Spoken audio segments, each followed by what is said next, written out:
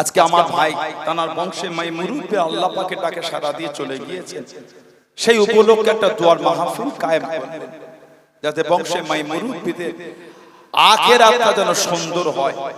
কারণ আল্লাহর রাসূল বলেছেন, আল্লাহ নবীর দরবারে সাহাবা গেলেন, ইয়া রাসূলুল্লাহ, হুজুর আমার মা বাপ চলে গিয়েছে, আমি সন্তান কিছু করণীয় আছে।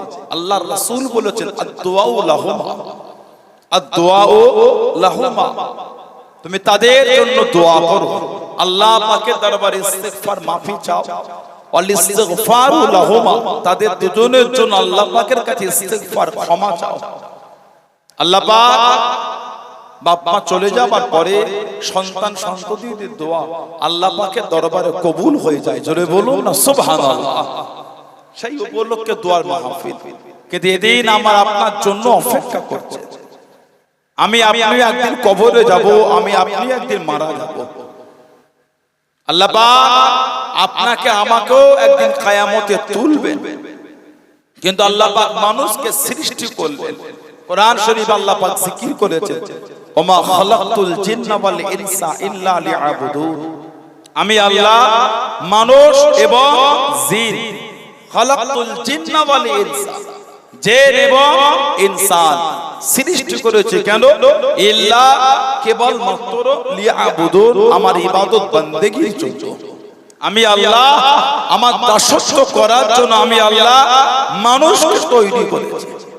আল্লাহ পাক যখন মানুষকে সৃষ্টি করবেন, কোরআন শরীফ সূরা বাকারা এসেছে, আল্লাহ পাকের ফেরেশতারা বলেন, আল্লাহ মানুষ সৃষ্টি করলেন, ক্বালু আতাজআলু ফিহা মান ইফসিদু ফিহা ওয়া ইশফিকু দিমা ওয়া নাহনু নুসাব্বিহু বিহামদিকা ওয়া নুকদ্দিসু লাক, ক্বালা ইন্নী আ'লামু মা লা তা'লামুন।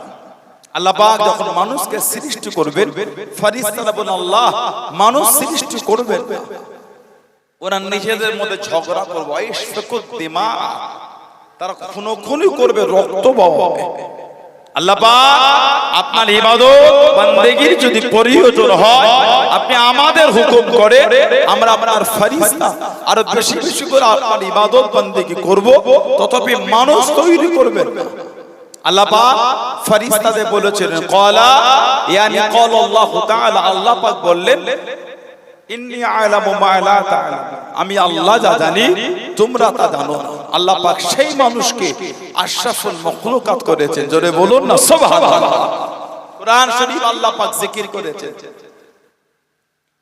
আল্লাহ পাক কালামুল্লাহ শরীফে জিকির করেছেন, আমি আল্লাহ মানুষকে উত্তম করেছি, ফি আহসানি তাকওয়িম, ফি আহসানি তাকওয়িম, লাকাদ খালাকনাল ইনসানা ফি আহসানি তাকওয়িম, আমি আল্লাহ মানুষকে উত্তম রূপে আল্লাহ সৃষ্টি করেছে। আল্লাহ পাক যত সৃষ্টি করেছেন তার মধ্যে সবথেকে উত্তম সৃষ্টি হলো মানুষ। বলুন না সুবহানাল্লাহ। আল্লাহ পাক আপনাকে আমাকে উত্তম সৃষ্টির উত্তম বানিয়েছেন, সেই আল্লাহ পাকের ইবাদত বান্দেগীর মধ্যে জীবন কাটান। আজকে মুরুব্বিদের করে কেন্দ্র করে বসেছেন, এই দিন কিন্তু আপনার আমার জন্য অপেক্ষারত। গতকালকে হাদিস শরীফ দেখছিলাম, যে ব্যক্তিকে আল্লাহ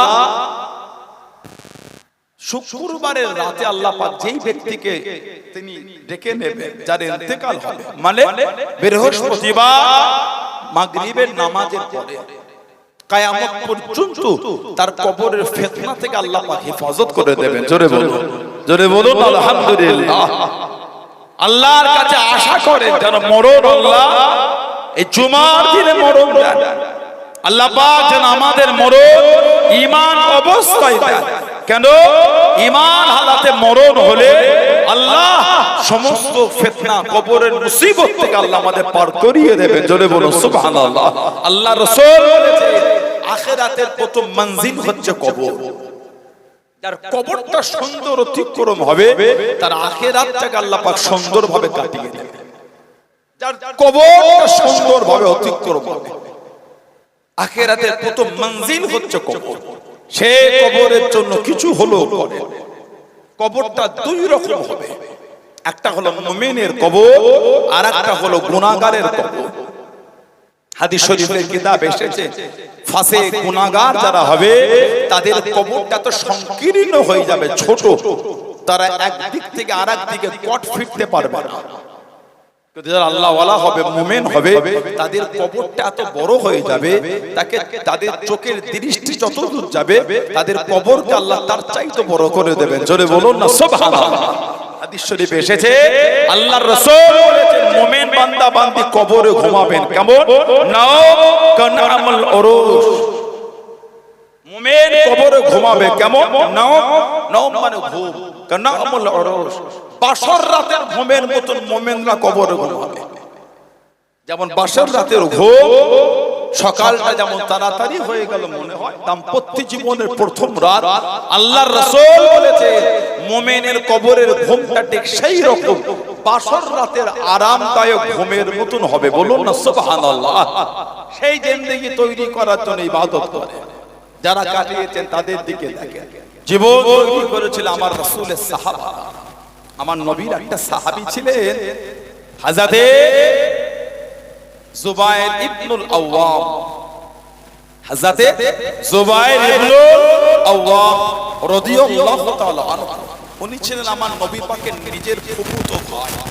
ওনার মা ছিলেন সাফিয়া বিনত আব্দুল মুত্তালিব, আর ওনার ফুফু ছিলেন আমাদের মা সাইয়্যিদা তাহেরা তাইয়্যিবা হযরতে খাদিজা রাদিয়াল্লাহু তাআলা আনহা, জানাকে স্বয়ং আল্লাহ পাক তিনি নিজে সালাম পাঠিয়েছেন। বললেন সুবহানাল্লাহ। কে?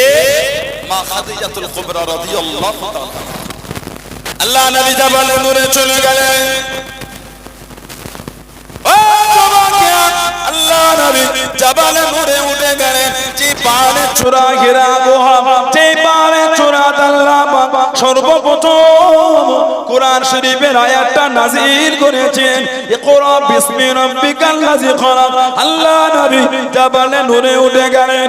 ও জবান, আম্মা জান হযরত খাদিজাতুল কুবরা রাদিয়াল্লাহু তাআলা আনহা কষ্ট করে বুক টেনে আল্লাহ নবীর জন্য খাবারখানা আগিয়ে দিলেন, খাবারখানা পৌঁছে দিলেন। আল্লাহ পাকের দরবারে এতটা পছন্দ হয়ে গেল, এতটা কবুল হয়ে গেল, আল্লাহ পাক জানিয়ে দেন, আল্লাহ পাক হুকুম করে দেন, ও হযরতে জিবরাইল আমার হাবিবকে গিয়ে জানিয়ে দেন, আমার হাবিবকে গিয়ে শুনিয়ে দেন, আমি আল্লাহ আমার হাবিবের স্ত্রী খাদিজাকে আমি আল্লাহ বাবা সালাম খানা জানিয়ে দিলাম। জনে বলুন সুবহানাল্লাহ। আর একটু জনে বলুন সুবহানাল্লাহ। তোমার হাবিবকে গিয়ে বলে আমি আল্লাহ আমার হাবিবের স্ত্রী খাদিজাকে আমি আল্লাহ সালাম দিয়েছি। এই যে মায়ের কষ্ট করে উঠা জাবালে নূর, জাবালে নূর, যে পাহাড়ের চূড়ায় হচ্ছে হেরা গুহা, যে পাহাড় আল্লাহ সর্বপ্রথম কোরআন শরীফের আয়াত নাযিল করেছে। হাজী বান্দা যারা আছেন তারা জানেন এই জাবালে নূরে উঠলে কাবা শরীফটা পুরো দেখা যায়। বলুন না সুবহানাল্লাহ। কারণ আল্লাহ রাসূল জাবালে নূরে হেরা গুহায় গিয়ে ধ্যান করতেন, নবী পাক ওই পাহাড়ে ইবাদত করতেন। আল্লাহ পাক হুকুম করেছিলেন হাবিব আপনি নিচে নামবেন না, কেন গোটা মক্কা শরীফ আমার রাসূলের দুশমন ছিল। আল্লাহ হুকুম করলে আপনি ওই পাহাড়ের চূড়ায় যাবেন, কাবা শরীফ না দেখলে নবীর মনে কষ্ট হবে। ওই জন্য আল্লাহ ওই পাহাড়টাকে ওইভাবে করেছে যেই পাহাড়ের গুহায় উঠলে, চূড়ায় উঠলে কাবা শরীফটা পুরো দেখা যায়। বলুন না সুবহানাল্লাহ। মা খাদিজাতুল কুবরা হাদিস সাহেবরা আছে জিজ্ঞাসা করে এই ১৫০০ বছর পরে এসে ওই পাহাড়ে ওঠার রাস্তা হয়েছে, সিঁড়ি হয়েছে, তারপরও আমরা উঠতে কাবু হয়ে যাই। তখন রাস্তাও ছিল না, সিঁড়িও ছিল না। মা খাদিজা রাদিয়াল্লাহু তাআলা আনহা তাহলে কিভাবে উঠলেন? এই মায়ের খাবার নিয়ে উঠাটা নবী পাকের কাছে পৌঁছে দিয়া আল্লাহ পাকের দরবারে এতটা পছন্দ হয়ে গিয়েছে, স্বয়ং আল্লাহ আমাদের মাকে সালাম পাঠিয়ে দিলেন। বলুন না সুবহানাল্লাহ। কে? মা খাদিজা রাদিয়াল্লাহু তাআলা আনহা। আমার নবীর যত আওলাদ ছেলে আর মেয়ে, আমাদের নবী যত আওলাদ ছেলে আর মেয়ে সব কিন্তু মা খাদিজা রাদিয়াল্লাহু তাআলা আনহা থেকে। একটাই মাত্র নবীর ছেলে, নাম হযরত ইব্রাহিম রাদিয়াল্লাহু তাআলা আনহু। উনি খালি দুনিয়া এসেছেন হযরত মা মারিয়াম রাদিয়াল্লাহু তাআলা আনহা। বাকি নবীর যত আওলাদ সব খাদিজা রাদিয়াল্লাহু তাআলা আনহা থেকে।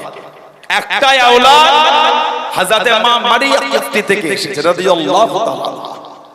নবী পাকের ফুফুতো ভাই হযরত জুবায়ের ইবনুল আওয়াম রাদিয়াল্লাহু তাআলা আনহু মাত্র 15 বছর বয়সে মুসলমান হয়েছে। যেদিন আবু বকর সিদ্দিক মুসলমান হলেন তার পরের দিনে কি উনি মুসলমান হয়েছিলেন। নবী ওনার নাম ধরে বলেছিলেন, জুবায়ের তুমি হলে জান্নাতি। বলুন না সুবহানাল্লাহ। আশারায়ে মুবাশশিরা, আশার মানে 10, বাশশারায়ে বাশশার থেকে মুবাশশির মানে সুসংবাদ প্রাপ্ত। আল্লাহর নবী 10 সাহাবা নাম ধরে ধরে বলেছে আপনারা হলেন জান্নাতি। এই 10 জনের মধ্যে একজন হলেন হযরত জুবায়ের ইবনুল আওয়াম। নবী ওনার নাম ধরে বলেছেন আপনি জান্নাতি। মাত্র 15 বছর বয়স জুবায়ের ইবনুল আওয়াম। এত কষ্ট ওনাকে দিয়েছে, এত প্রহার ওনাকে করেছে, এত ভালো আমার রাসূলকে বাসতেন। আল্লাহর রাসূল বলেছেন, জুবায়ের তোমার ভঙ্গিমায় আল্লাহর ফেরেশতারা নাজিল হয়েছে। তুমি যেমন সেজেছো তোমার মতন সেজে ফেরেশতা এসেছে। জোরে বলবেন না, একটা দুটো নয়, কম বেশি 5000 ফেরেশতা। তুমি যেমন সেজেছো ওই রকম সেজেই তারা এসেছে 5000। জোরে বলো। আল্লাহ নবী ইসলামের প্রথম যুদ্ধে চলে গেলেন। ও যুবকেরা, আল্লাহ নবী বদরের জমিনে চলে গেলেন। আল্লাহ নবী বদরের ময়দানে চলে গেলেন। মাত্র 2টি ঘোড়া, একটা ঘোড়া পিঠে হযরত জুবায়ের ইবনুল আওয়াম রাদিয়াল্লাহু তাআলা আনহু হলদে পাগড়ি মাথায় যুদ্ধখানা চালিয়ে যায়, যুদ্ধখানা খুনে যায়। ও যুবকেরা, আল্লাহ নবী জানিয়ে দেন, আল্লাহ নবী শুনিয়ে দেন, ও বাবা জুবায়ের রাদিয়াল্লাহু তাআলা আনহু হলদে পাগড়ি পরছো বাবা, হলদে পাগড়ি পরছো বাবা। আল্লাহ পাকে দরবারে এতটা পছন্দ হয়ে গিয়েছে, এতটা কবুল হয়ে গেল। ও বাবা জুবায়ের, আল্লাহ রাব্বুল আলামিন বদরের জমিনে ততদূর ফেরেশতা পাঠিয়েছেন বাবা, ততদূর ফেরেশতা এসেছে বাবা। সবার মাথায় হলদে পাগড়ি পরে সবাই নাজিল হয়েছে। ও বাবা জুবায়ের, তোমার ভঙ্গিমায় আল্লাহ পাকের ফেরেশতারা নাজিল হয়েছে। জোরে বলুন সুবহান, একটু জোরে বলুন সুবহান। তুমি মাথায় হলদে পাগড়ি পরেছো, বদরে আল্লাহ যত ফেরেশতা পাঠিয়েছে সবার মাথাতেই হলদে পাগড়ি। 5000 ফেরেশতা ওনার মতন সেজে দুনিয়া এসেছিলেন। বললেন না সুবহানাল্লাহ। সেই সাহাবাদের দিকে দেখেন, মানা কাকে বলে। জীবন, সাহাবাদের কি জীবন তৈরি করেছে, কি জীবন আল্লাহর রাসূলের সাহাবারা বানিয়েছে। যে সাহাবাদের সামনে আল্লাহর রাসূল বলেছেন, লা তাসুব্বু আসহাবি, খবরদার তোমরা আমার সাহাবাদের গালি দিও না। ওয়াল্লাহ ফি আসহাবি, আমার সাহাবাদের নিয়ে কিছু বলার আগে তোমরা আল্লাহকে ভয় করো। অন্য রিওয়ায়াতে এসেছে আসহাবি কান নুজুম, আমার সাহাবারা হলো আকাশের তারকা। জোরে বলুন না সুবহানাল্লাহ।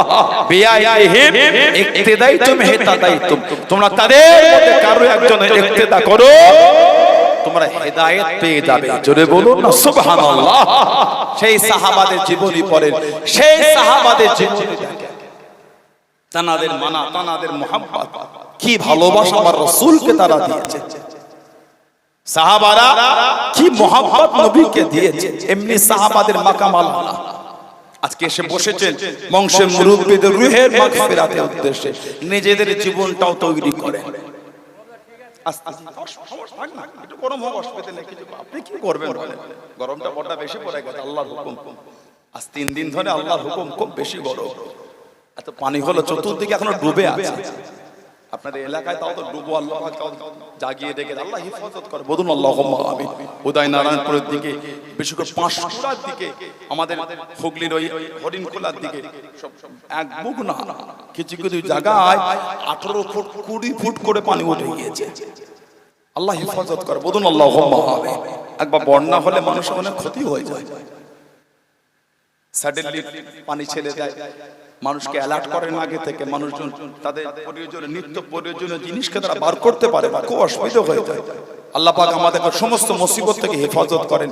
যে সমস্ত জায়গায় পানিতে ডুবে গিয়েছে আল্লাহ পাক তানাদের হেফাজত করে, বলুন আল্লাহুম্মা আমিন, বলেন আল্লাহুম্মা।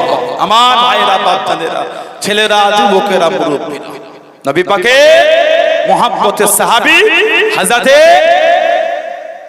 তালহা ইবনে উবাইদুল্লাহ, হযরতে আবু তালহা রাদিয়াল্লাহু তাআলা জানার শানে আল্লাহর রাসূল বলেছেন, তোমরা যদি আমি নবী আমার জিন্দা শহীদ সাহাবীকে দেখতে চাও, শহীদ কিন্তু জিন্দা, হেঁটে হেঁটে ঘুরে বেড়াচ্ছে, তোমরা আমার আবু তালহা ইবনে উবাইদুল্লাহকে তোমরা দেখো, ওটা হলো আমি নবী আমার জিন্দা শহীদ সাহাবা। জোরে বলুন না সুবহানাল্লাহ। দিনের জন্য এক জায়গা থেকে আরেক জায়গায় চলে যেতেন। আল্লাহর রাসূল বলেছেন, হযরতে আব্দুল্লাহ ইবনে হুযাফা আস-সাহমি রাদিয়াল্লাহু তাআলা আনহু, আব্দুল্লাহ ইবনে হুযাফা আস-সাহমি রাদিয়াল্লাহু তাআলা আনহু, কি ঈমান আমার রাসূলের সাহাবাদের, যিনি আমার রাসূলের চিঠি বহন করে এক জায়গা থেকে আরেক জায়গায় দ্বীনের দাওয়াত দিতে গিয়েছিলেন। আমি গত কয়েক মাস আগে চেন্নাই গিয়েছিলাম। চেন্নাই সিটি থেকে প্রায় 40 কিলোমিটার দূরে কুয়ালাম বলে একটা জায়গা আছে, কুয়ালাম, সমুদ্রের গায়ে, যারা গিয়েছেন জানেন, নেটে লিখলে পাবেন কুয়ালাম। ওখানে আমার নবী পাকের একটা সাহাবীর মাজার আছে, নাম হযরতে তামিম আনসারী রাদিয়াল্লাহু তাআলা। কুয়ালামের নবী সাহাবী হযরতে তামিম আনসারী রাদিয়াল্লাহু তাআলা, যিনি দ্বীনের দাওয়াত দিতে দিতে ওই জমিনে চলে এসেছিলেন। জোরে বলুন না সুবহানাল্লাহ। আল্লাহ রাসূল মদিনা শরীফে হিজরত করে আসার আগে উনি মক্কা শরীফে নবী পাকের কাছে গিয়ে নবীর নূরের হাত ধরে কলিমা পড়ে মুসলমান হয়েছিলেন। আল্লাহর নবী ওনাকে একটা আংটি দিয়েছিলেন। হযরতে তামিম আনসারী 7টা বছর জিনেদের দেশে গিয়ে দ্বীনের দাওয়াত দিয়েছিলেন, জিনেদের কাছে, বললেন না সুবহানাল্লাহ, জিনেদের কাছে দ্বীনের দাওয়াত। উনি এই জমিনে আসলে ওসিয়াত করেছিলেন, আমি ইন্তেকালের পরে আমার লাশটা তোমরা দাফন করো না, ওনার লাশটাকে ওই কাঠের সন্দুক করে ওর মধ্যে প্রবেশ করে চিঠি লিখেছে, এটা হলো নবী পাকের সাহাবী তামিম আনসারী রাদিয়াল্লাহু আনহু। ওই লাশ, এটা আপনার সন্দুক সমুদ্র পানিতে ভাসিয়ে দিয়ে, ওটা ভেসে ভেসে আমাদের ভারতের এই চেন্নাইয়ের কুয়ালামের ওই সমুদ্র গায়ে এসেছিল। ওই সন্দুক খুলে দেখছে লাশ আর চিঠি লেখা আছে, হুজুরের দাফনটা এই চেন্নাইয়ের কুয়ালাম, দিনের দাওয়াত দিতে দিতে এক জায়গা থেকে আরেক জায়গায় চলে গেলেন। যেমন নবী সাহাবী হযরতে আব্দুল্লাহ ইবনে হুযাফা আস-সাহমি রাদিয়াল্লাহু তাআলা, কি খেদমত সাহাবাদের। আজকে আল্লাহ আমাদের পরে দিনের মধ্যে পাঠিয়েছে, আমরা আমাদের জায়গায় বুঝি না। আল্লাহ আমাদের জন্যই তো ভালোবেসে আল্লাহ জান্নাতকে এত সুন্দর করে সাজিয়েছে। জোরে বল, আমরা আমাদের জায়গা বুঝি না। আল্লাহ আমাদের ভালোবেসেই তো জান্নাত সৃষ্টি করেছে। সুবহানাল্লাহ বলে। আমার নবী পাকের কদম শরীফের ওসিলায় আল্লাহ আমাদের ভালোবেসে আল্লাহর দয়ার জান্নাতে আল্লাহ প্রবেশ করাবেন। জোরে বলুন আলহামদুলিল্লাহ, বলেন আল্লাহুম্মা আমিন। আমরা আমাদের জায়গা বুঝি না। দুনিয়ার লোভ লালসা, দুনিয়ার এই মোহে পড়ে আমরা আমাদের আখিরাতটা নষ্ট করে দিচ্ছি। সাময়িক জীবন 40-50 বছর, 60 বছর, 70 বছর, কিন্তু আবাদান আবাদা যে জীবনের কোনো শেষ নাই, মরণকে আল্লাহ জব করে দেবে। হাদিস শরীফে এসেছে, মৃত্যু আল্লাহ কিয়ামতের হিসাবের পরে মৃত্যুর একটা আল্লাহ রূপ দেবেন, রূপ, এই মৃত্যুকে আল্লাহ জব করে দেবেন, আর মরণ হবে না। এই যে জান্নাতীরা জান্নাতে গেল, জাহান্নামীরা জাহান্নামে গেল, আল্লাহ মৃত্যুকে জব করে দেবে, আর মরণ হবে না। ওই যে জীবন ওই চলতেই থাকলো। মাঝে মাঝে আমাদের দুনিয়ায় মনে হয় না, যদি এইভাবে জীবনটা থাকতো, মরণ যদি না হতো, এইভাবে যদি আমাদের জীবন কাটতো, ওটা আখিরাতের জীবন, মরণ আর হবে না। হাদিস শরীফের কিতাব এসেছে, এক জান্নাত থেকে আরেক জান্নাতে ঘুরতে যাওয়াও যাবে। জোরে বলো, বললেন আলহামদুলিল্লাহ। হাদিস শরীফে এসেছে, এক জান্নাত থেকে আরেক জান্নাতে ভ্রমণে যাওয়া যাবে। কোরআন শরীফে আল্লাহ পাক বলেছেন মা বাপ যদি নেক হয়, মা বাপ যদি আল্লাহ বলা হয়, সন্তান যদি এই মা বাপের সৎ দেখানো পথেই যদি চলে, সন্তানদের যদি আমলটা কম হয়, আল্লাহ দয়াময় দয়া করে সন্তানকে মা বাপের সাথে আলা জান্নাতে আল্লাহ জায়গা করে দেবে। বললেন আলহামদুলিল্লাহ। জীবন তৈরি করে হযরতে আব্দুল্লাহ ইবনে হুযাফা, যিনি আমার নবীর চিঠি বহন করে কাফেরদের কাছে দ্বীনের দাওয়াত নিয়ে গেছেন। আবার উনি দাওয়াত নিয়ে গিয়েছেন হযরত ওমর ফারুক রাদিয়াল্লাহু তাআলা। হযরতে ওমর রাদিয়াল্লাহু তাআলা 19 হিজরি হিজরাতের 19তম বছরে পারস্যে ওনাকে পাঠালেন। পারস্য হযরত ওমর রাদিয়াল্লাহু তাআলা পারস্য সম্রাট বলেছিলেন, শুনেছি মুসলমানদের ঈমানটা খুব মজবুত, শুনেছি মুসলমানদের ঈমান খুব মজবুত, যদি ওদের পাও মেরো না, জিন্দা আমার কাছে ধরে আনবে, দেখবো ওদের ঈমানটা কেমন মজবুত। সুবহানাল্লাহ বলে। আমাদের ঈমান মজবুত না। দুটো তিনটে বড় বড় রসগোল্লা খাইয়ে আর তিনটে গরম কচুরি খাইয়ে কাঁধে হাত দিয়ে যদি আদর করে বলেছে এটা আমার হয়ে ওকে দুটো মিথ্যা বলে দে না, ওটা আমাদের কাছে কোনো ব্যাপার না। ওই জন্যই তো আমাদের দরজা কমে গেছে, ওই জন্য পৃথিবীর মানচিত্রে আমাদের সম্মান কমে গেছে, পৃথিবীর মানচিত্রে আমাদের ইজ্জত ওর জন্য কমে গেছে। কেন? আমরা আমাদের মাকাম বুঝি না, আমরা আমাদের জায়গা বুঝি না, আমার দুনিয়ার লোভ লালসায় মিথ্যা বলে ফেলি। লা হাওলা ওয়ালা কুওয়াতা ইল্লা বিল্লাহ। কি ঈমান আমাদের তৈরি হয়েছে। আল্লাহ পাক কোরআন শরীফে সূরা আলী ইমরানে জিকির করেছেন, লানাতুল্লাহি আলাল কাযিবিন, মিথ্যুকদের উপর আল্লাহর লানাত। বলুন নাউযু বিল্লাহ, বলুন আস্তাগফিরুল্লাহ। হযরতে আব্দুল্লাহ ইবনে হুযাফা আস-সাহমি রাদিয়াল্লাহু আনহু উনি পারস্যে চলে গেলেন দ্বীনের দাওয়াত দিতে। হুজুরকে বন্দী করে পারস্য সম্রাটের কাছে নিয়ে গেছেন। পারস্য সম্রাট তোমাকে সসম্মানে গার্ড দিয়ে তোমাকে তোমার বাড়িতে পৌঁছে দেওয়া হবে, শর্ত একটা, তোমাকে খ্রিস্টান হতে হবে। সাহাবী বলছেন শহীদ হয়ে যাব, আমার অন্তর থেকে ঈমানের কালিমা মুজবে না। বলুন না সুবহানাল্লাহ। অনেকক্ষণ পরে বলে আব্দুল্লাহ, এই যে পারস্য সাম্রাজ্য দেখতে পাও, আমি এই দেশের বাদশা, আমি আর একা বাদশা না, তোমাকেও বাদশা বানিয়ে দিলাম, আর আমার যে অর্থ সম্পদ যা আছে ওর অর্ধেকটা তোমাকে দিয়ে দিলাম, শর্ত একটা, খ্রিস্টান হতে হবে। সাহাবী বলছেন আমার নামে যদি গোটা আরবও লিখে দেন, গোটা আরব যদি আমার নামে লিখে দেন, এক লম্হা, একটা মুহূর্তের জন্য আমার অন্তর থেকে ঈমানের কালিমা মুজবে না। জোরে বলুন না, কি ঈমান সাহাবাদের। হুজুরের হাতে যে শিকল বেঁধে টানা হতে লেগেছে। ও যুবকেরা, ও আমার মুরব্বি বাবা, আল্লাহ রাসূলের সাহাবী হযরত আব্দুল্লাহ ইবনে হুযাফা রাদিয়াল্লাহু তাআলা আনহু টেনে টেনে নিয়ে চলে যায়, ঘিসিয়ে ঘিসিয়ে নিয়ে যায়। হুজুরের গায়ের কাছে তীর মারে, হুজুরের পায়ের কাছে তীর মারে, হুজুরকে ভয় কামাতে পারল না। ও যুবকেরা, আল্লাহ রাসূলের সাহাবী হযরত আব্দুল্লাহ ইবনে হুযাফা হুজুরকে একটা বড় কড়ার কাছে নিয়ে গেলেন। কড়ার মধ্যে তেল ঢেলে টক করে ফুটিয়ে ফুটিয়ে আল্লাহ নবীর দুজন সাহাবীকে ওই তেলের মধ্যে ছেড়ে দিল। আল্লাহ নবীর দুজন সাহাবী শহীদ হয়ে গেলেন। ও আব্দুল্লাহ ইবনে হুযাফা, এই তেলের মধ্যে ছেড়ে দেবো, তুমি শহীদ হয়ে যাবে, কলেমা খানা ছেড়ে দাও, ইসলাম খানা ছেড়ে দাও। ও যুবকেরা, মানা কাকে বলে, মুহাব্বত কাকে বলে? আল্লাহ আল্লাহ রাসূলকে কেন মেরেছেন, আল্লাহ আল্লাহ রাসূলকে কেন ভালোবেসেছেন? হযরত আব্দুল্লাহ ইবনে হুযাফা আস-সাহাবী রাদিয়াল্লাহু তাআলা আনহু হুজুর আমার জানিয়েছেন, হুজুর আমার শুনিয়েছেন, এ মক্কা বেদে বেঈমানে বললাম, এ পারস্য বেঈমান কাফেররা, আমি আব্দুল্লাহ, আমি যদি শহীদ হয়ে যাই, আমার অন্তর থেকে ঈমানের কলেমা খানা মুজবে না। টেনে টেনে নিয়ে চলে যায়, গরম তেলের মধ্যে ছেড়ে দেবে, গরম তেলের মধ্যে নিক্ষেপ করবে।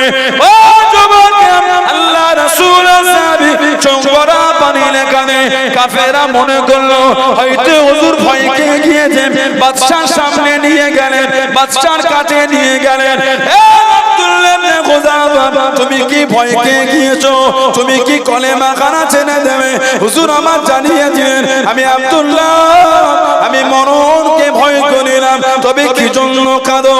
তোমার চোখে কেন পানি? ও যুবকেরা, আল্লাহ রাসূলের সাহাবী হযরত আব্দুল্লাহ ইবনে হুযাফা হুজুর আমার জানিয়েছেন, হুজুর আমার শুনিয়েছেন, এ মক্কা বেদী বেঈমানের দলেরা, আমি আব্দুল্লাহ আল্লাহ পাক আমাকে একটা জীবন দিয়েছে, ওই একটা জীবন গরম তেলের মধ্যে ছেড়ে দেবে, আমি আব্দুল্লাহ শহীদ হয়ে যাব, আমি আব্দুল্লাহ শহীদ হয়ে যাব। আমি আব্দুল্লাহ কেন কাঁদি? আল্লাহ পাক যদি আমাকে 100 খানা জীবন দিতেন, 100 খানা জীবন বিলীন করে দিতাম, 100 জীবন নয়, আমি আব্দুল্লাহ আমার শরীরের পশমের মতো আল্লাহ পাক যদি আমাকে জীবন দিয়ে দিতেন, আমি আব্দুল্লাহ আল্লাহ দিনের জন্য শরীরের পশমের মতো জীবন গুলিকে বিলীন করে দিতাম। আমি আব্দুল্লাহ আমার অন্তর থেকে ঈমানের কলেমা মুস্তনা জোরে বলুন সুবহান, আর একটু জোরে বলুন সুবহান। আল্লাহু আকবার, আল্লাহু আকবার, বলুন আলহামদুলিল্লাহ। যখন টেনে টেনে নিয়ে যায় ওই গরম তেলে, নবী পাকের দুজন সাহাবাকে ওই তেলের মধ্যে দিয়েছেন, শহীদ হয়ে গেছেন। হুজুর কাঁদছেন কেন? মরণকে ভয়ে। হুজুর বলছেন না আমি কাঁদছি, আমার তো একটা জীবন, এই তেলে দেবে শহীদ হয়ে যাব। আল্লাহ যদি আমাকে এই শরীরের পশমের মতন অসংখ্য জীবন দিতেন, সব জীবনই বিলীন করে দিতাম, তারপর অন্তর থেকে ঈমানের কালিমা মুস্তনা জোরে বলুন না সুবহানাল্লাহ। আমরা দুটো রসগোল্লার জন্য মিথ্যা বলে ফেলি, সাহাবীদের শরীরের পশমের মতন জীবন হলো বিলীন করে দিতাম, অন্তর থেকে ঈমানের কালিমা যেত না। পারস্য সম্রাট বলছেন আব্দুল্লাহ আমি তোমার কাছে হেরে গেলাম। সুবহানাল্লাহ বলেন, আমি তোমার কাছে হেরে গেলাম, তোমাকে ছেড়ে দেব, শর্ত একটা, শর্ত একটা, আমার কপালে সম্মান করে একটা চুমা খেতে হবে। হযরত ওমর ফারুক মাঝে মাঝে বলতেন মুসলমানদের জন্য উচিত আব্দুল্লাহ ইবনে হুযাফা আস-সাহমি রাদিয়াল্লাহু তাআলা ওনার মাথাতে সম্মান করে চুমা দেওয়া। পারস্য সম্রাট বলছে ছেড়ে দেবো, তবে আমার মাথাতে তোমাকে আরবদের রীতি অনুযায়ী একটা চুমা দিতে হবে। আব্দুল্লাহ ইবনে হুযাফা আস-সাহমি রাদিয়াল্লাহু তাআলা বলছেন চুমা খেতে পারি, আমারও শর্ত একটা, কি? আমাকে একা ছাড়লে হবে না, যতজন মুসলমান বন্দী আছে সবাইকেই ছাড়তে হবে, বলুন না সুবহানাল্লাহ। বাদশা রাজি হলো। হযরত আব্দুল্লাহ ইবনে হুযাফা আস-সাহমি রাদিয়াল্লাহু তাআলা বাদশার মাথায় একটা চুমা খেলেন। মদিনা শরীফে ফিরলেন, হযরত ওমর ফারুককে সমস্ত ঘটনা শোনালেন। 19 হিজরি, হিজরাতের 19তম বছরে হযরত ওমর ফারুক রাদিয়াল্লাহু তাআলা বললেন মুসলমানদের জন্য উচিত আব্দুল্লাহ ইবনে হুযাফা আস-সাহমি রাদিয়াল্লাহু তাআলা ওনার মাথাতে একটা চুমো খাওয়া, সূচনা শুরুটা আমি ওমর আমিন করে দিলাম, বলুন না সুবহানাল্লাহ। সেই সাহাবাদের দিকে তাকান, তাদের ভালোবাসা, তাদের মানা, তাদের মুহাব্বতটা কেমন ছিল। দাবি করাটার নাম মানা। 16 আনার কবরস্থানে গিয়ে দেখে সব মুরব্বিগুলো কাতারে কাতারে শুয়ে আছে।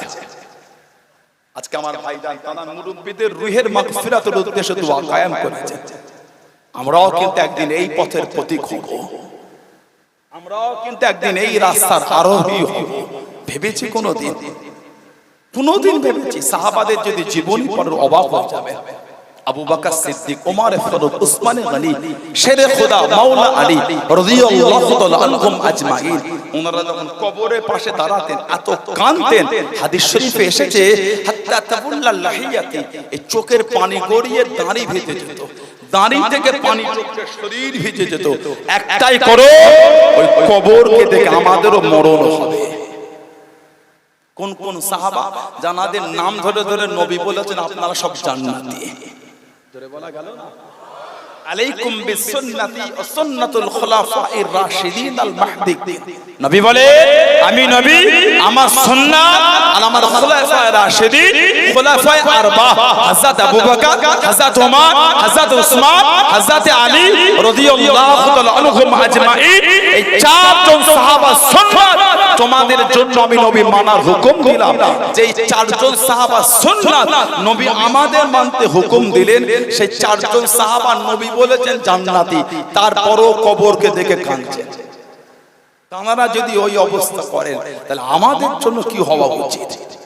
আমাদের চোখে কবরকে দেখে পানি আসে না, আমাদের মন কবর থেকে নরম হয় না।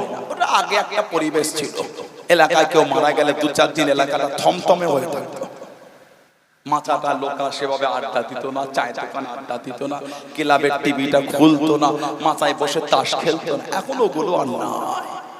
দুপুরে মাটি দিয়ে বিকালে বসে তাস খেলে। বলেন একটু হ্যাঁ, ভয় ডর অন্তর থেকে সব উঠে গেছে। কবর, মরণ, কিয়ামত ওগুলো এখন আমাদের কাছে ক্যাজুয়াল হয়ে গেছে। বললেন না নাউযুবিল্লাহ, লা হাওলা ওয়ালা কুওয়াতা ইল্লা বিল্লাহ। জাহান্নামীদের যে লেবাসটা পরানো হবে, কিতাবে এসেছে, ওটা যদি দুনিয়ার দিকে নামিয়ে দেওয়া হয়, গোটা পৃথিবীর মানুষ মৃত্যুর মুখে ঢলে যাবে। বলুন না নাউযুবিল্লাহ।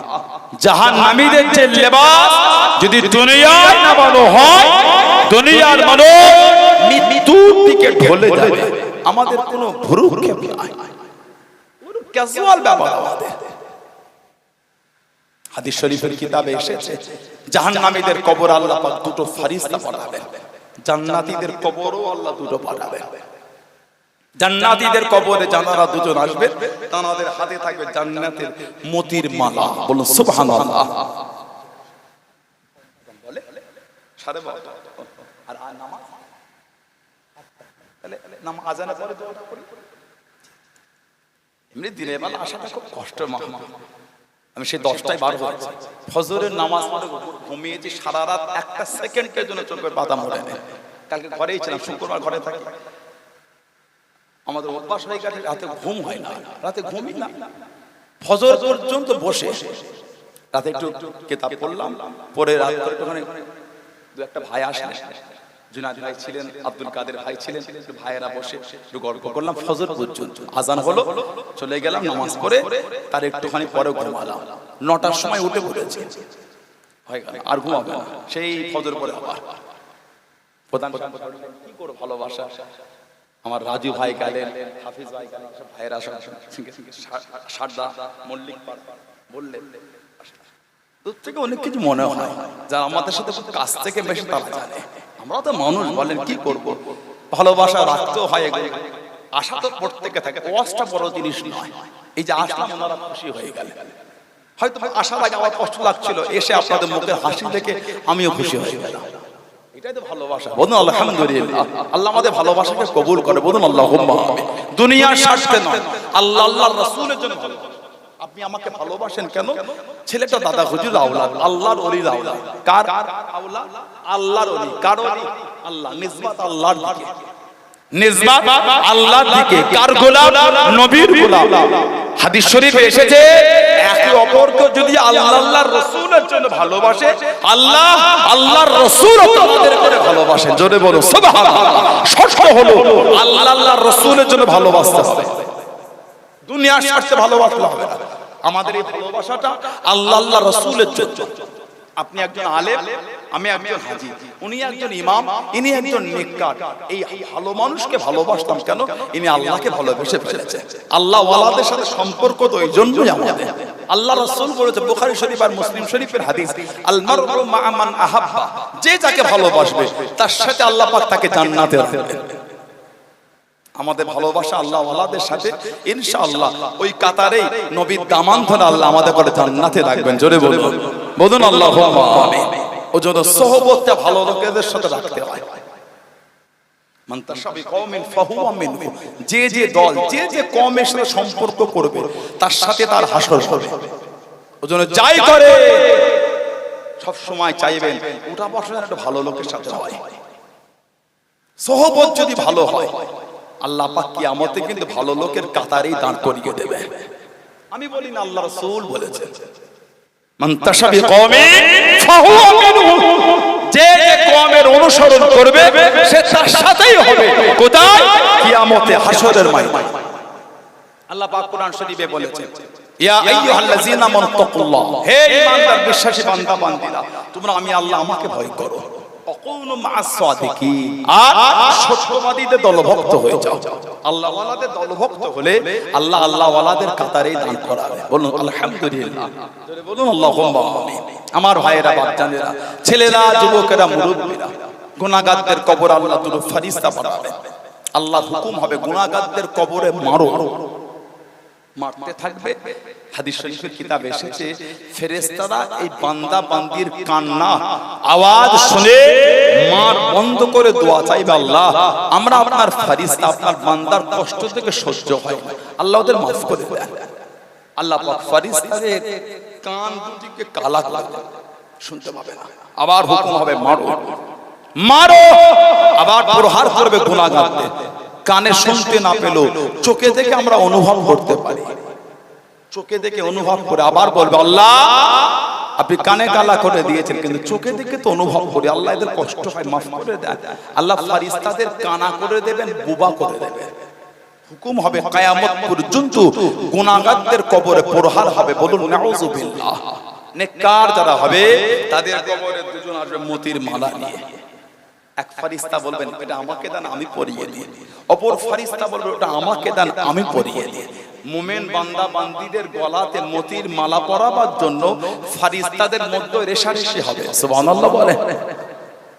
কিতাবে এসেছে দুজন ফেরেশতা ওই মালাটা টানাটানি করতে গিয়ে মালাটা ছিঁড়ে যাবে। ওই মতির টুকরাগুলি মুমিনের কবরে ছড়িয়ে যাবে, গোটা কবরটা আলোকিত হয়ে যাবে। কিতাবে এসেছে দুজন ফেরেশতা বসে ওই মতির টুকরাগুলিকে নিয়ে গাঁথতে থাকবে, আবার নতুন করে মালা গাঁথবে। এই মালা গাঁথতে গাঁথতে কিয়ামত হয়ে যাবে। জোরে বলবেন না সুবহানাল্লাহ। আল্লাহ মুমিন বান্দা বান্দির কবরে সাথী হিসাবে আল্লাহ কিয়ামত পর্যন্ত দুটো রহমতের ফেরেশতাকে আল্লাহ কবরে রেখে দেবেন। জোরে বলুন সুবহানাল্লাহ। জীবন তৈরি করে, জীবনকে তৈরি করে, জীবন তৈরি করে যারা করেছেন তাদের দিকে দেখেন। ইমামে বুখারী রাহমাতুল্লাহ জানার কবরে মাটি থেকে মেশকাম্বারের তরবারি হয়েছে, জীবন তৈরি করেছে। বুখারী শরীফের মুকদ্দমায় এসেছে হযরত মুহাম্মদ ইবনে ইসমাঈল বুখারী রাহমাতুল্লাহ, হযরত মুহাম্মদ ইবনে ইসমাঈল বুখারী রাহমাতুল্লাহ কিতাবে এসেছে জানাত কবর থেকে মিশকে আম্বারে খুশবু বার হয়েছে। হাদিস শরীফে কিতাবে এসেছে, হাদিস শরীফে কিতাবে এসেছে তানার কবর থেকে খুশবু বার হয়েছে। জানাকে দাফন করা হলো। বুখারী শরীফের মুকদ্দমায় আছে, মুকদ্দমে বুখারীর মধ্যে এসেছে হযরত মুহাম্মদ ইবনে ইসমাঈল বুখারী রাহমাতুল্লাহ অদফিনা বিখাতানিকা কারিয়াতুল আলা ফাসাখার মিন সামারকান্দ। সামারকান্দ থেকে সামান্য দূরে ইমাম বুখারীকে, কম বেশি 10 মাইল দূরে ইমাম বুখারীকে খারতানিকা বলে গ্রামে দাফন করা হয়েছে। খারতানিকা বলে গ্রামে ইমাম বুখারীকে দাফন করা হয়েছে। কিতাবে এসেছে হুজুরের কবরে যখন মাটি দেয়া হয়, হুজুরের কবরে যখন মাটি রাখা হয়, ওয়াদা ফি হাফরাতিহি মিন তুরাবিন কবরুহা রাহিহাতুন তাইয়্যিবাতুন কাল মিশক। হুজুরের কবরে যখন লাশটা রাখা হয়েছে, কবরের জাররা জাররা, কবরের প্রত্যেকটা মাটির কোণা থেকে মেশকাম্বারের খুশবু হতে লেগেছে। বললেন আলহামদুলিল্লাহ। হুজুরের কবরে লোক মাটি দিলে কিতাব এসেছে লোক পরবর্তী সময়ে জিয়ারাতে এসে ওই কবরে মাটি মুঠো মুঠো করে ঘরে চলে যেতেন। হুজুরের কবর মেশকাম্বারে খুশবু। হুজুরের কবরটা ঘিরে দিয়েছিল, ওই ঘিরার বাইরে দাঁড়িয়ে লোক জিয়ারত করত। যাওয়ার সময় বাইরের মাটিও মুঠো করে নিয়ে যেত, বাইরের মাটিতে গো মেশকাম্বারে খুশবু হতো। বললেন আলহামদুলিল্লাহ, জীবন তৈরি করেছে। বিগত কয়েক মাস আগে আমাদের পীর মুর্শিদ পীর আল্লামা সাইফুদ্দিন সিদ্দিক হুজুর রাহমাতুল্লাহ আলাইহি নূরুল্লাহ আলা মারকাত, আল্লাহ হুজুরের কবরটা আল্লাহ নূর আল্লাহ নূর করে দেন। বলুন আল্লাহুম্মা আমিন। হুজুরের কবরের মাথার দিকে সামান্য অংশ ধসে গিয়েছিল। হুজুরের কবর থেকে বিভিন্ন ফুলের খুশবু বার হচ্ছিল। বললেন আলহামদুলিল্লাহ। আজও আমাদের সমাজে মাঝে মাঝে দেখা যায় 10 বছর, 5 বছর, 7 বছর, 3 বছর, 20 বছর, 22 বছর পরে কোনো কারণে কবরটা ধসে গেলে দেখা যায় কাফনটা সাদা ধপধপ করছে। আলহামদুলিল্লাহ বললেন না। বিগত কয়েক মাস আগে সোশ্যাল সাইটে ভিডিও দেখলাম, বাংলাদেশের একটা ভিডিও। 12 বছর না কত বছর পরে রাস্তা করতে গিয়ে কবর বার হয়ে গেছে। খুঁড়েছে, কাফনটা পর্যন্ত এখনো টাটকা। সুবহানাল্লাহ বলবেন না? আর একটু জোরে বলা গেল না? জীবন তৈরি করে আল্লাহ আমাদের কবুল করে। আল্লাহ আমাদেরকে শয়তানের ধোঁকা থেকে আল্লাহ দূরে রাখে। আল্লাহ আমাদের সকলকে শুনে বলে বেশি বেশি ইবাদত করার তৌফিক দান করেন। সকলে বলুন আমিন। জোরে বলেন আল্লাহুম্মা আমিন। একটু দরুদ শরীফ আল্লাহুম্মা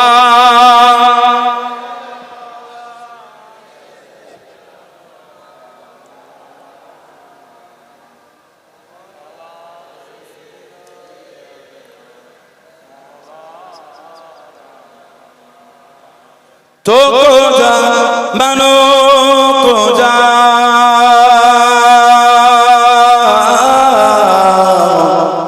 तो को जा मनो को जा तो को जा मनो को जा तो को जा मनो को जा तो अमीरे हरम में फकीर आजा तो अमीरे हरम में फकीर आजा तेरे गुण और लब में तलब की तलब तेरे गुण और लब में तलब की तलब तो अता ही आता तो अता तो को जा मनो को जा तो को जा मनो को जा तो को जा मनो को जा तो को जा मनो को जा इल्हाम है जामा तेरा इल्हाम है जामा तेरा कुरआन इमाम है तेरा कुरआन इमाम है तेरा मेराज तेरा अर्श पर मेराज तेरा अर्श पर या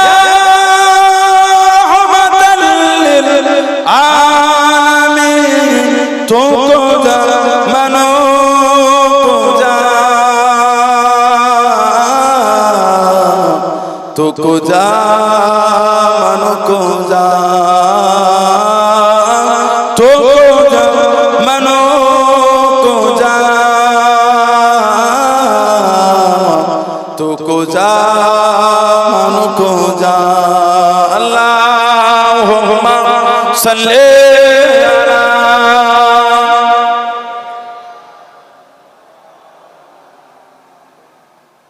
वाला आले सय्यदना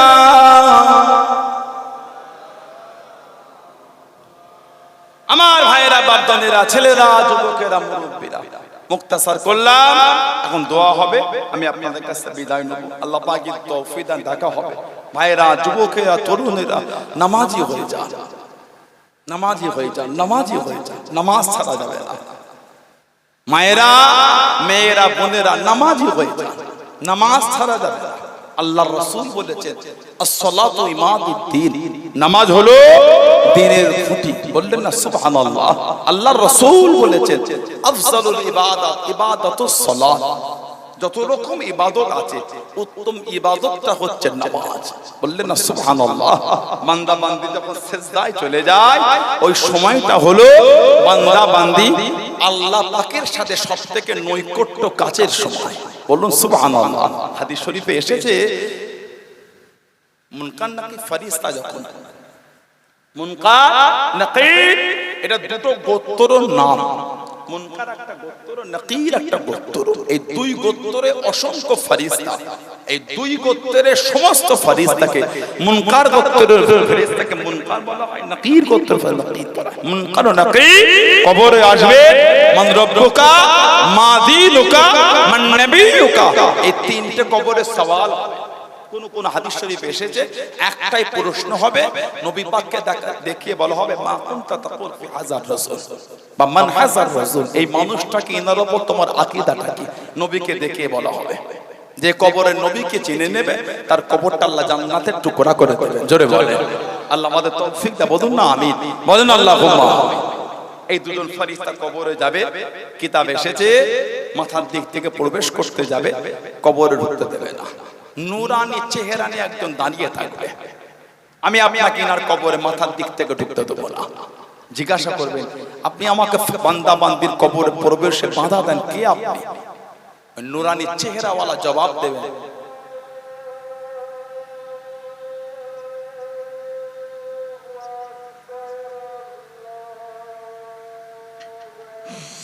আল্লাহু আকবার, আল্লাহু আকবার।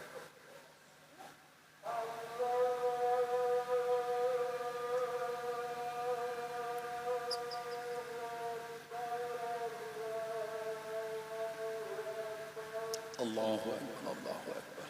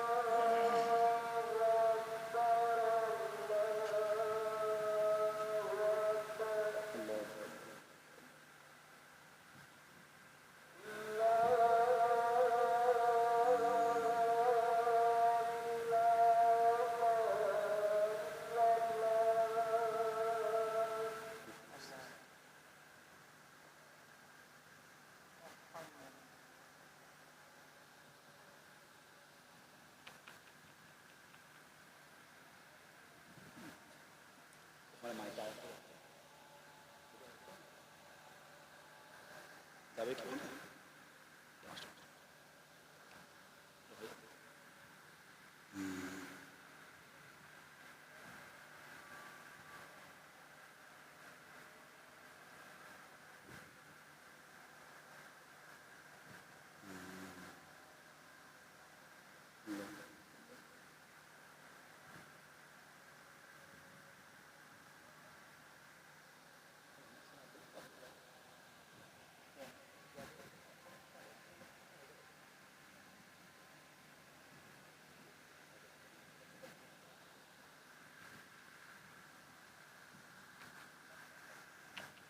আমার ভাইয়েরা, বাচ্চাদেরা, ছেলেরা, যুবকেরা, মুরব্বীরা, বান্দা বান্দির কবরে মাথা দিক থেকে ফেরেশতাকে প্রবেশ করতে নামাজ, আল্লাহ পাক নামাজের একটা রূপ দিয়ে দেবে, রূপ জবাব দেবে আমি হচ্ছি নামাজ।